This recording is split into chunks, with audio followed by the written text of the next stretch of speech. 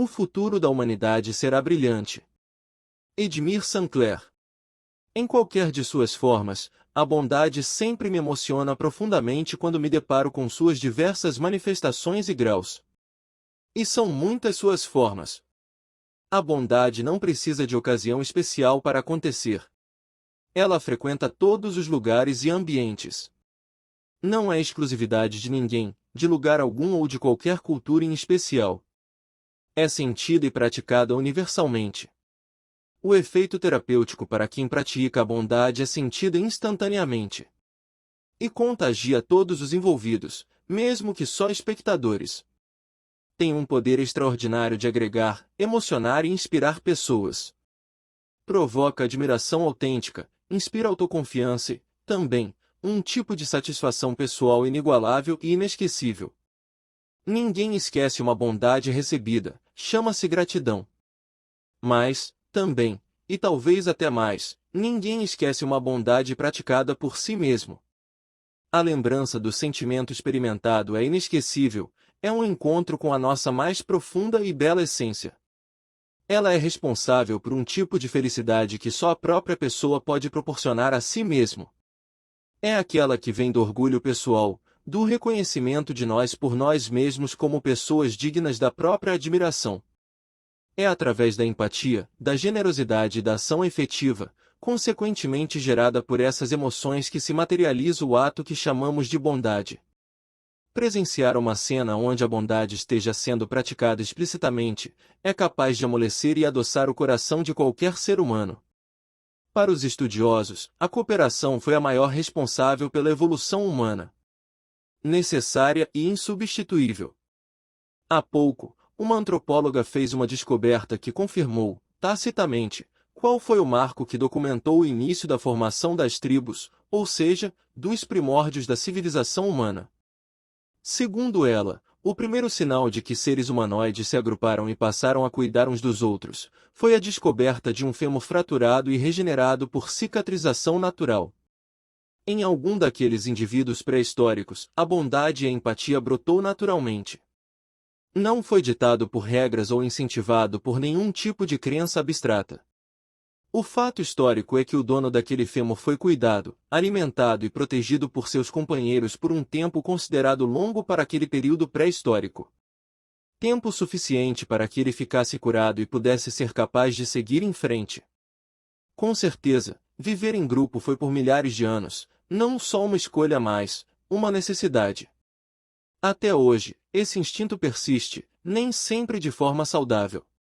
Partilho do pensamento de que já não somos, essencialmente, tão iguais àqueles primeiros hominídeos, apesar de ainda conservarmos determinados instintos herdados daquele período. A evolução humana sempre trilhou caminhos tortuosos, recheados de doenças, fome, guerras e medo. As histórias dos povos e nações foram construídas com muitas lutas, mortes, dominação e submissão dos derrotados. Os vencidos eram escravizados e passavam a trabalhar para os vencedores. Esse era o único objetivo das guerras, pilhar economicamente, e submeter os derrotados para satisfazer aos caprichos e desejos de consumo dos vencedores. De lá para cá, as guerras foram sendo substituídas por outros eventos para medição de forças e trocas de ameaças, desde que a consequência de uma guerra bélica passou a representar o risco de extinção de toda a humanidade. Com o advento da propaganda, da publicidade e das estratégias de comunicação de massa, a submissão do indivíduo passou a ser disfarçada e o objetivo principal passou a ser direcionamento dos hábitos de consumo e o incentivo ao seu crescimento econômico, para que ele possa consumir cada vez mais. Ou seja, o objetivo é alimentar o próprio processo, e não o homem que o realiza. Isso vem tornando a vida em sociedade uma eterna e insana competição de todos contra todos. O vencedor é quem chega lá. Mesmo que ninguém tenha a menor ideia de onde é, lá, ou o que isso significa. A necessidade desse sucesso profissional e econômico abstrato e amorfo passou a impor, cada vez mais, a todos os indivíduos, um egocentrismo exacerbado que começou a ser visto como normal e admirado. Se olharmos em volta, ninguém mais tem vergonha de admitir que não pensem mais em ninguém a não ser em si mesmo. Perdemos a vergonha. Qualquer um já ouviu um sem número de vezes a frase moral: primeiro eu, segundo eu, terceiro eu, e se tiver um quarto, serei eu também. O conceito vigente é esse, não resta dúvida. Estamos andando sobre o fino fio que separa a insensibilidade social da crueldade pessoal, ao nos depararmos com o sofrimento alheio e não nos sensibilizarmos. Estamos nos desumanizando, e com isso, caminhando contra nossa própria natureza. O pior é que esse comportamento tem passeado impune pelas diversas esferas da convivência profissional, pelas amizades, pelos relacionamentos amorosos e até nas relações e configurações familiares. O mal e suas diversas manifestações e disfarces parecem estar sendo banalizados, como nos bem disse a filósofa Hannah Arendt. Ser insensível virou normal. Lembrando que, para ser insensível é preciso anestesiar nossa sensibilidade inata, parte integrante da nossa essência. É uma imposição cultural insana, que serve não se sabe para que, nem a quem. O antídoto para essa insensibilidade, que é a maior inimiga da felicidade, é essa linda característica humana chamada bondade. A bondade é mágica e natural no ser humano. Ao mesmo tempo em que é gerada por um ato de amor de quem está ativo na ação, gera amor em quem a recebe, e volta para quem acabou de doá-la, sob a forma de gratidão. A bondade é o amor que se multiplica, que se autoalimenta. Um recurso autorrenovável. Desde a invenção da roda, a maior revolução da história da humanidade é a tecnologia da internet. A inteligência artificial e a comunicação sem limites estão multiplicando possibilidades e unindo a humanidade de uma forma nunca imaginada e possível antes. Temos visto coisas que jamais veríamos se não fossem essas ferramentas fantásticas. Reencontros entre amigos de infância que jamais se reencontrariam de outra forma, pais reencontrando filhos e pessoas se reencontrando com suas histórias. É a possibilidade inédita de passar nossas vidas a limpo. É como se cada um pudesse ver aquela parte final do filme que conta a história do que aconteceu com cada personagem depois do fim do filme. Aquelas cenas adicionais, quando já estão passando os créditos finais, quando a trilha sonora sobe e textos rolam na tela, contando a continuação das histórias de cada um dos personagens, depois que o filme acabou.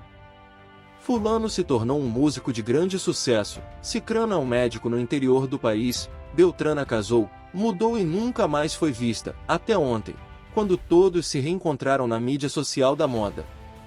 Mais do que nunca, quem procura, acha o que quiser.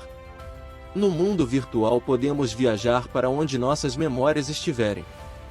Mas, essa revolução vai muito além dos círculos pessoais, revelando a possibilidade de estarmos presenciando o salto mais gigantesco da evolução humana. Tão grande quanto nunca houve. Hoje, as possibilidades de mobilização coletiva e de cooperação social são todas as que conseguirmos imaginar. De todos os continentes, vindos das mais diversas culturas, pessoas comuns estão compartilhando ideias, medos, gentilezas e sentimentos. Compartilhando suas humanidades. Mobilizando-se por causas nobres, valorizando a vida e a dignidade de todos os seres e do próprio planeta. Se são, ou não, os primeiros sinais de que um ser humano melhor, que sonhamos um dia ser, já começou a se manifestar, isso só o tempo dirá. É claro que existem os haters, que disseminam o ódio e seus subprodutos maléficos, usufruindo das mesmas ferramentas. Mas sempre foi assim, na vida real também é, não é novidade. Essa é uma luta eterna. Torço para que a bondade entre na moda e que o ódio cause vergonha. Se a bondade continuar a contagiar exponencialmente, como está parecendo, e continuar a se alastrar através da internet e de suas inimagináveis evoluções e desdobramentos, o futuro da humanidade será brilhante. Estamos presenciando um momento crucial na evolução humana. Acredito profundamente que, se nada interromper essa tendência, no futuro, cada ser humano se tornará guardião de todo o planeta, cuidando e protegendo todos os outros seres. Semelhantes, ou não. Edmir Sinclair. Gostou?